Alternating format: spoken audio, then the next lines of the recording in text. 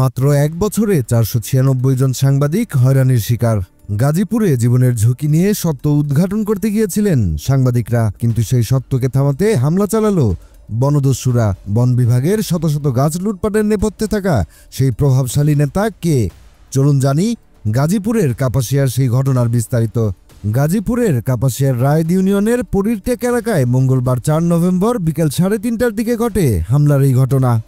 আহত সাংবাদিকরা হলেন দৈনিক নয়া দিগন্তের প্রতিনিধি মোহাম্মদ মুজাহিদ, দৈনিক আলোকিত সকালের ক্রাইম রিপোর্টার মোহাম্মদ হুমায়ুন কবির এবং দৈনিক আমার সংবাদের প্রতিনিধি SM জহিরুল ইসলাম।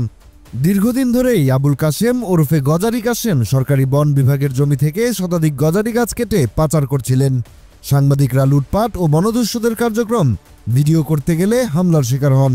হামলায় জড়িত ছিল আবুল কাশেম, তার ছেলে আলামিন সহ ১০-১২ জনের একটি দল। আহত সাংবাদিকরা জানিয়েছেন, হামলাকারীরা তাদের ক্যামেরা ভেঙে দিয়েছে, রড দিয়ে পিটিয়েছে এবং তাদের জীবন বিপন্ন করার চেষ্টা করেছে। এই মুহূর্তে আহত সাংবাদিকরা কাপাসিয়া উপজেলা স্বাস্থ্য কমপ্লেক্সে চিকিৎসাধীন। আহত সাংবাদিক SM জহিরুল ইসলাম জরুরি সেবা 999-এ ফোন করলে পুলিশ ঘটনাস্থলে পৌঁছে তাদের উদ্ধার করে। কাপাসিয়া থানার ভারপ্রাপ্ত কর্মকর্তা আব্দুর রব নিশ্চিত করেছেন, হামলার মূল অভিযুক্ত আবুল কাশেম, তার ছেলে আলামিন এবং সহযোগী মামুনকে আটক করা হয়েছে।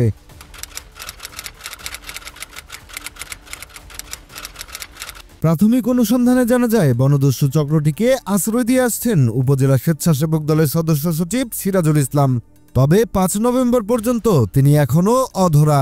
স্থানীয় সাংবাদিক সমাজ দাবি করেছে, হামলার মূল পরিকল্পনাকারী ও রাজনৈতিক পৃষ্ঠপোষকদেরও দ্রুত আইনের আওতায় আনা জরুরি। দর্শক, বাংলাদেশে এ ধরনের ঘটনা নতুন নয়। অনুসন্ধানী সাংবাদিকরা যখনই সমাজের প্রভাবশালী বা রাজনৈতিক পৃষ্ঠপোষকদের অনিয়ম তুলে ধরতে যান, তখনই তাদের উপর নেমে আসে এই ধরনের হামলা। পরিসংখ্যানগুলো অত্যন্ত ভয়াবহ।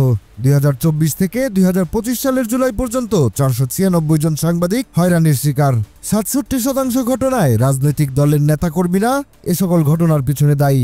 ২০১৪ সালের তথ্য অনুযায়ী ৩৩%-এর বেশি সাংবাদিক নির্যাতনের শিকার হন, যার প্রায় ২৩% পুলিশ, র্যাব ও গোয়েন্দা পুলিশের হাতে হয়। দর্শক, বারংবার এমন ঘটনা প্রমাণ করে এখানে এক ধরনের বিচারহীনতার সংস্কৃতি বিরাজ করছে, যেখানে অপরাধীরা রাজনৈতিক প্রভাব কাটিয়ে পার পেয়ে যাওয়ার সাহস দেখায়। আন্তর্জাতিক সংস্থাগুলো সাংবাদিকদের উপর এ ধরনের সহিংসতা বৃদ্ধির বিষয়ে উদ্বেগ প্রকাশ করেছে। দর্শক, এটি শুধু বনদস্যুতার নয়, এটি গণতন্ত্র ও সংবাদপত্রের স্বাধীনতার উপর সরাসরি আঘাত। প্রশ্ন হচ্ছে, স্থানীয় প্রশাসনের সদিচ্ছা এবং রাজনৈতিক প্রভাবের অনুপস্থিতি ছাড়া কি এই ধরনের হামলা চলতে পারে? এবং সবথেকে বড় প্রশ্ন হলো, এই রাজনৈতিক প্রভাবশালীদের কি শেষ পর্যন্ত আইনের আওতায় আনা সম্ভব হবে? আমরা আশা করব এই মামলার রায় একটি দৃষ্টান্ত তৈরি করবে। আপনার মতামত কমেন্ট বক্সে জানান। এমন আরও বিশ্লেষণধর্মী সংবাদ পেতে দৈনিক শিল্প বাংলার সঙ্গেই থাকুন। সর্বশেষ ও বিশ্লেষণধর্মী খবরের জন্য সাবস্ক্রাইব করুন এবং গুরুত্বপূর্ণ নিউজ আপডেট পেতে বেল আইকনে ক্লিক করুন।